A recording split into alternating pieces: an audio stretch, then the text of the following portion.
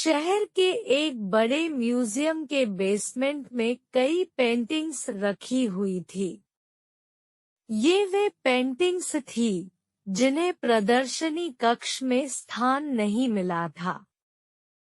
लंबे समय से बेसमेंट में पड़ी पेंटिंग्स पर मकड़ियों ने जाला बना रखा था। बेसमेंट के कोने में पड़ी एक पेंटिंग पर एक मकड़ी ने बड़ी ही मेहनत से बड़ा सा जाला बुना हुआ था। वह उसका घर था और वह उसके लिए दुनिया की सबसे प्यारी चीज थी। वह उसका विशेष रूप से ख्याल रखा करती थी।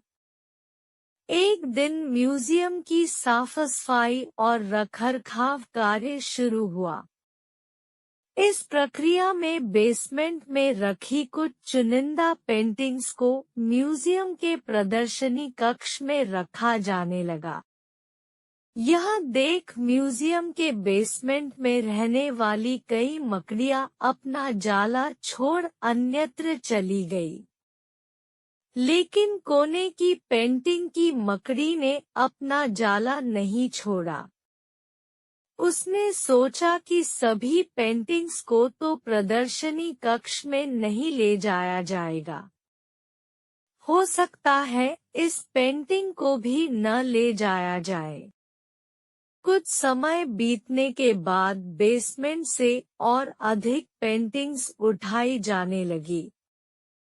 लेकिन तब भी मकड़ी ने सोचा कि ये मेरे रहने की सबसे अच्छी जगह है। इससे बेहतर जगह मुझे कहाँ मिल पाएंगी? वह अपना घर छोड़ने को तैयार नहीं थी। इसलिए उसने अपना जाला नहीं छोड़ा। लेकिन एक सुबह म्यूजियम के कर्मचारी उस कोने में रखी पेंटिंग को उठाकर ले जाने लगे। अब मकड़ी के पास अपना जाला छोड़कर जाने के अतिरिक्त कोई विकल्प नहीं था। जाला न छोड़ने की स्थिति में वह मारी जाती। बुझे मन से उसने इतनी मेहनत से बनाया अपना जाला छोड़ दिया। म्यूजियम से बाहर निकलने के बाद वह कई दिनों तक इधर-उधर भटकती रही। वह बड़ी दुखी रहा करती थी कि उसका खूबसूरत घर भगवान ने उससे छीन लिया और उसे इस मुसीबत में ढकेल दिया।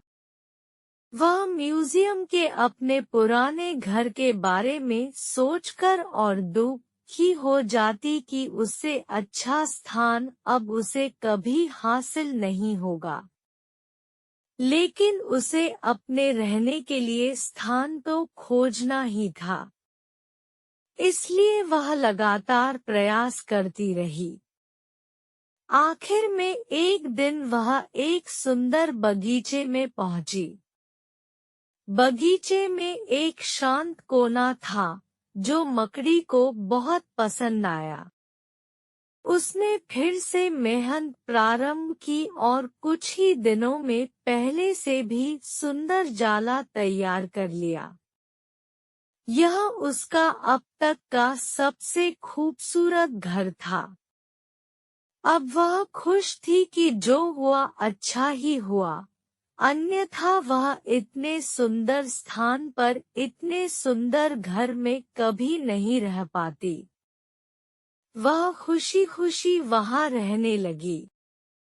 मोरल, कभी-कभी जीवन में ऐसा कठिन समय आता है जब हमारा बना-बनाया सब कुछ बिखर जाता है।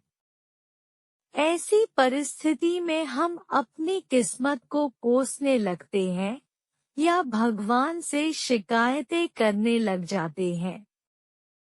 लेकिन वास्तव में कठिन परिस्थितियों हमारे हौसले की परीक्षा है।